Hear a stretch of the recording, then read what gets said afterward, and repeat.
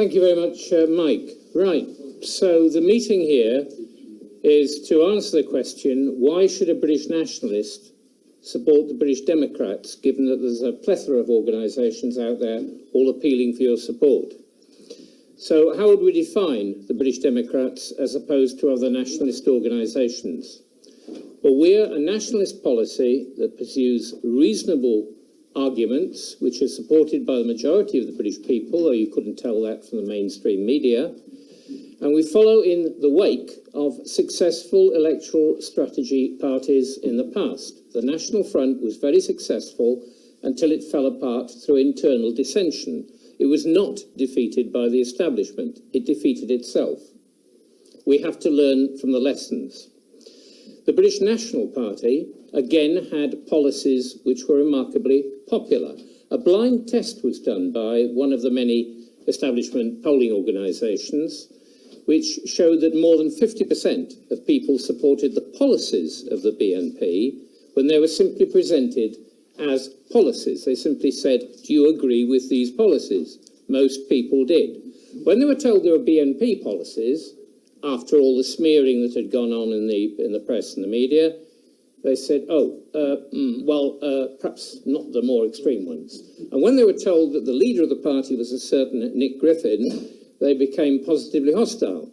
So the message there is that establishment smearing can work in that it can dissuade people from telling organisations what they really think if enough effort is put into smearing the name of the party and finding if there's any criminal tendencies among the leadership.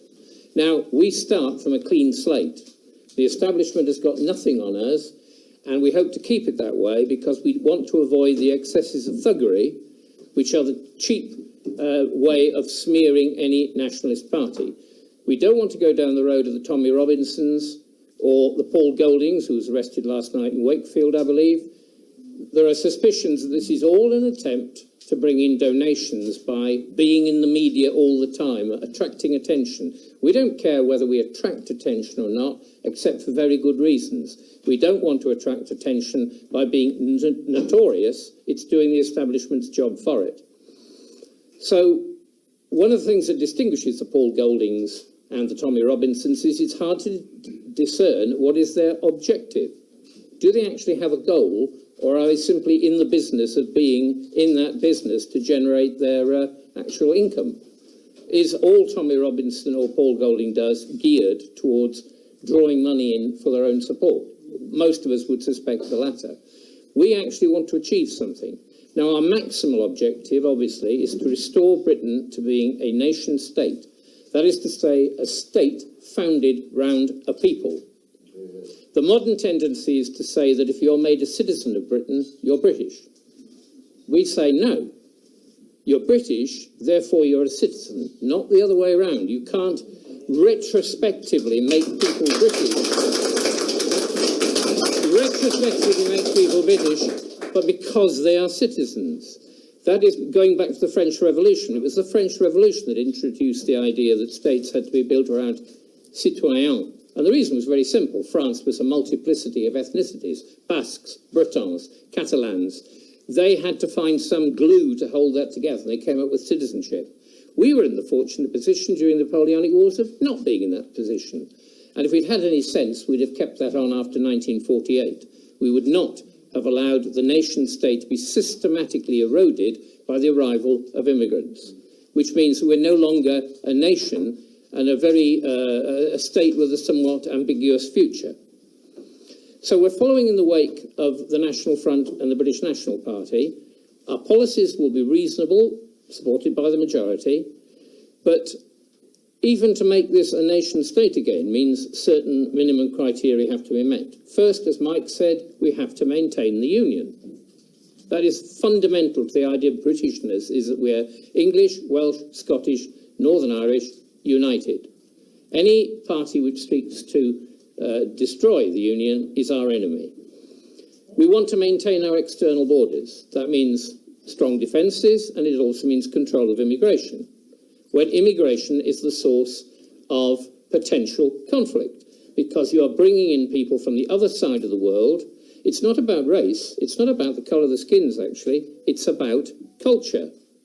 What they won't admit is that the principal conflicts between races are actually due to the fact they have cultural differences. Take a West Indian on the one hand and a Pakistani on the other. Their views on family and marriage are diametrically opposed. One will support marriage until death. The other will support freewheeling males wandering around the globe, having children by different mothers, who are then forced to bring them up as single mums, etc. The two are incompatible. In the long run, it will become obvious that the one and the other cannot form a rainbow coalition. So we want to restore the idea of Britain as a nation state. Going back to the French Revolution, there are three slogans in the French Revolution: liberty, equality, and fraternity. Now, both Tories and Liberals, which is why they allied so easily into each other in places not a million miles from here, both Liberals and Tories support freedom, first and foremost. The Tories see it in terms of economic freedom, the right of, if you like, anything up to untrammeled global capitalism, where corporations should be free to do as much as they want with no controls on them. The Liberals see it more in terms of personal freedom. I must be allowed to do whatever I want with minimal controls upon me. You can see there are certain tensions between the two, but we've all had examples of wishy-washy Tories who grade into Liberals and wishy-washy Liberals who can still have a strong Thatcherite edge when it comes to the economy. But they think principally about the idea of freedom, liberty, not having controls, not having a nanny state. At the other extreme, you have those who worship freedom. Now, freedom is not a national... those who worship equality, the socialists. Equality is not a natural state in nature.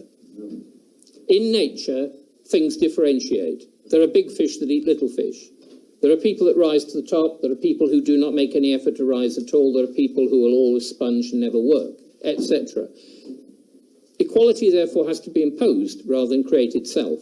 So you need a state which redistributes wealth, which leans on people who seem to be doing too well and tries to jack up the incomes of those who are not doing so well. Both of those are ultimately dependent on what we are about, which is fraternity. We figure that if you're dealing with people who are kin of each other, that they will make more effort to look after each other. They will not necessarily treat people as inferiors because they earn less or because they're seen as a lower category of person, but only in a society which is ultimately a brotherhood of kinfolk are you likely to get the self-sacrifice, the altruism, the laying down of your life on July the 1st, 1916, etc. Sorry, 1970.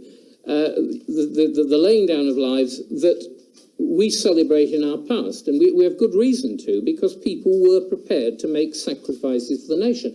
That goes right the way down to the early nationalised industries. The NHS when it started, British Rail when it started, they were an attempt by people to make sacrifices for the common good, even if it involved taking less home themselves, which we should think about when we think about the RMT strike at the moment, how very different they are from some trade unionists in the past, who would not have inflicted this suffering on ordinary people in order to maximise their wage packets when they're paid so much already. So our understanding is that only in a society that is one common ethnic group will this sort of solidarity, this sort of self-sufficiency be possible. We look to the Ukraine, or to Ukraine I should say, and we see this in action. If Ukraine was a congerie of different ethnic groups, would it be fighting as hard against the Russian invasion? The answer is obviously no. It's only when people are related to each other by blood and by language that they're going to make that effort. So we know where we stand. We want a nation state consisting of related people. That makes us, in terms of the media, racist. But we will examine that later on. If not in this talk, then I want to put a series of articles out on the website pointing out that the racism that we're accused of being is a purely defensive racism. We want to keep our country for ourselves. The racism that is being used to smear us, the racism that's being used to smear us is the racism of the 19th century and early 20th century, which was aggressive and said, because I'm a superior race, I'm entitled to conquer you and reduce you to slaves, and I can take as much of Europe or whatever as I want, or as much of Africa as I want, because I'm superior. But that is not the racism which we are putting forward. Ours is purely defensive.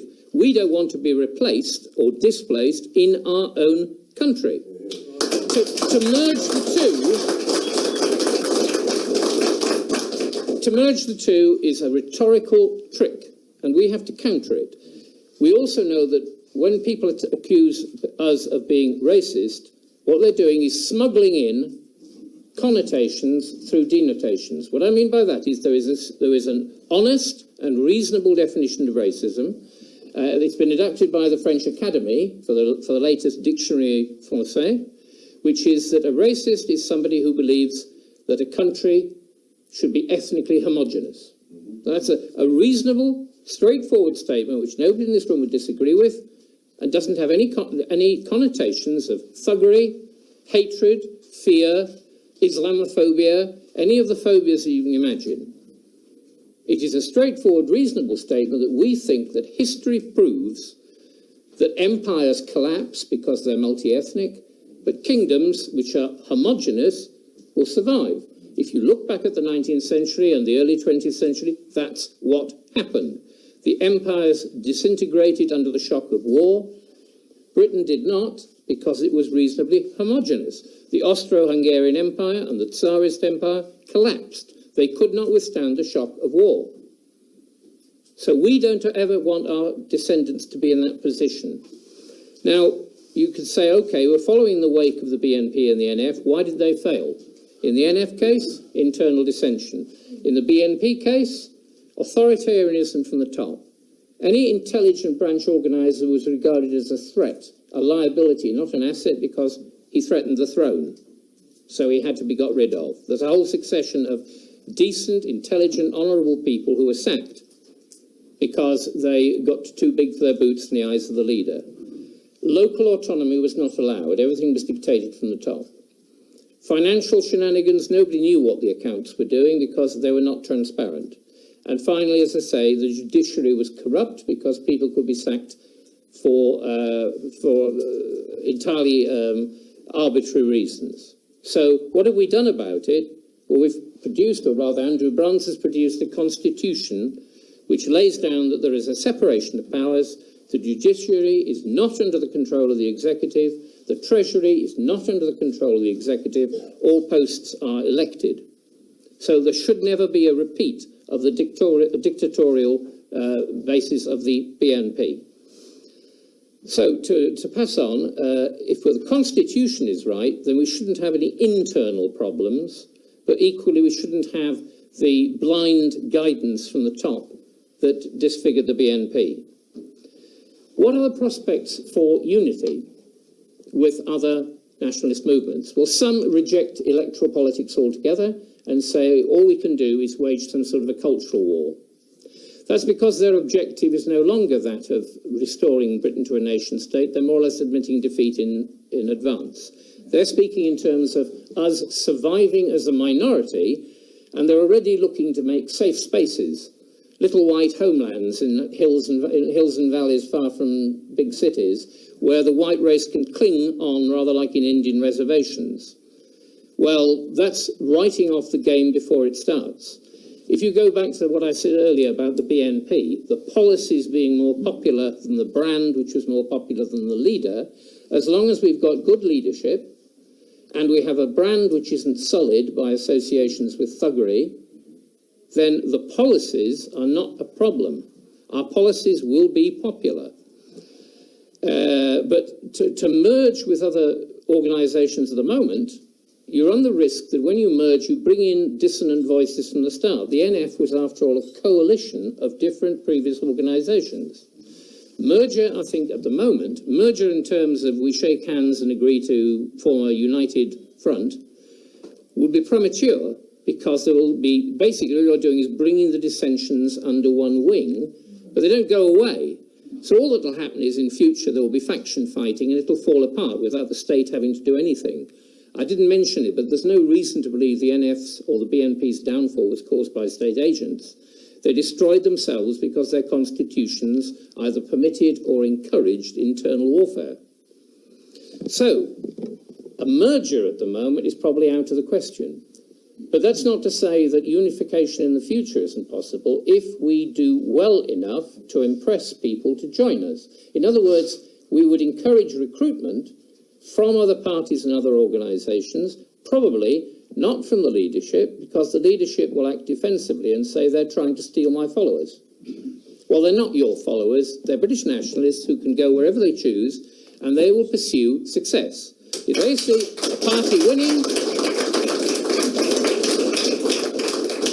a party winning, they will naturally gravitate to it.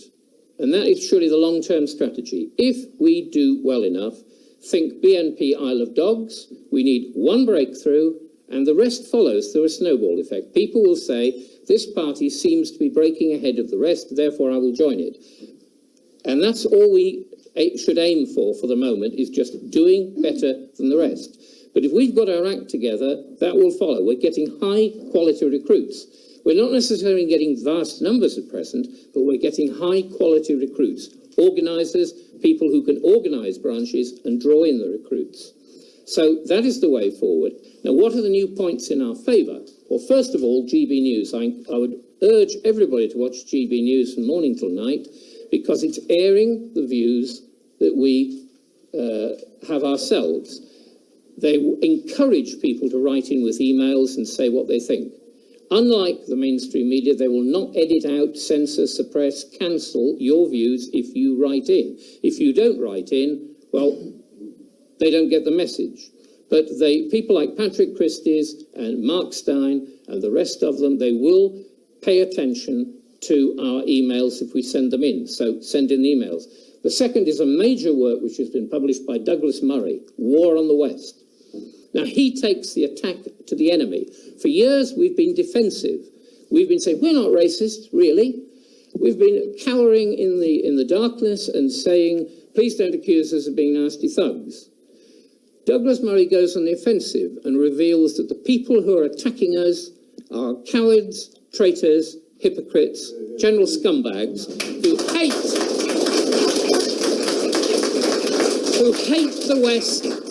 hate the West and white people with a vengeance. To give you an example of the ridiculous lengths they go to, on page 198 you'll find evidence that 2 and 2 need not add up to make 4 in modern Californian primary schools, because the experience of black people might lead them to want it to be 5. I am not making that up. We've got professors of education arguing that mathematics follows white rationalist thinking, and therefore when the white race is abolished, can't come too soon for the Marxist left, when the white race is abolished, mathematics and physics and all that white thinking will go to it. All those dead white males from Aristotle, Plato onwards, all their thinking will be abolished because it's tainted by their whiteness. It can't be allowed to be taught in schools, and that is something. That's why the statues are coming down on institution after institution. Places are being renamed. But one person is above suspicion, above accusations. That's Karl Marx. He used some singularly indelicate terms in his letters to Engels, including the N-word and the J-word and the rest of it in disparaging context, but he is above criticism. Why? Because this is the Marxist left, the cultural left. Wokeness, political correctness is a Marxist attack on everything the West has stood for the last 2,000 or more years. So, are there any new policies we want to introduce? Well, the first policy we want to introduce is to go onto the offensive, not to take it lying down anymore, but to take the war to the enemy and say, look who's talking, you are hypocrites, your sole argument is that everything white is wrong and everything black or brown is right, so who are the racists? You are anti-white racists. Everything you say against us is motivated by a hatred of us and indeed yourselves. You are motivated by self-hatred and self-disgust. See a psychiatrist. We don't want to hear your views because they are corrupt and tainted. You are the problem, not us. We are normal people. That's why the word racism wasn't used before Leon Trotsky propagated it. And he said, with this weapon I will destroy the West. It's rather like in hoc signo vinces when Constantine saw the cross or whatever. But the point is that racism has been used by Marxists for one effort and one effort only, to destroy the West. Jacques Derrida, the great French structuralist, said, my aim is to destroy the West through the symbols and the language I use. I am going to erode it from the inside. So we have to fight against that, but we don't fight by being defensive, curling up into a ball like a hedgehog and hoping that it'll go away. We have to fight them on their own ground. Now, the only contexts in which we can do that are things like GB News, because it will let us speak. Other organisations won't. And failing that, we take the war to people with our leaflets and by standing as candidates. So, the aim is to reinforce the success we've had in the recent elections. And that's why, although historically we're based in Bradford and Leicester, we're going to move the centre of gravity down here to Essex and Kent and South East London, because our logic is to reinforce success, not try to compensate for failure. The way ahead is to invest all our resources in winnable seats, in a winnable area, if only because the left will not see it coming. They are used to tackling us on the same ground every year, knowing that we will stand there. So we will be outflanking them. The second thing is, just as a concluding note, one advantage of not having premature union with other organisations is it makes it easier for the opposition to shut us down.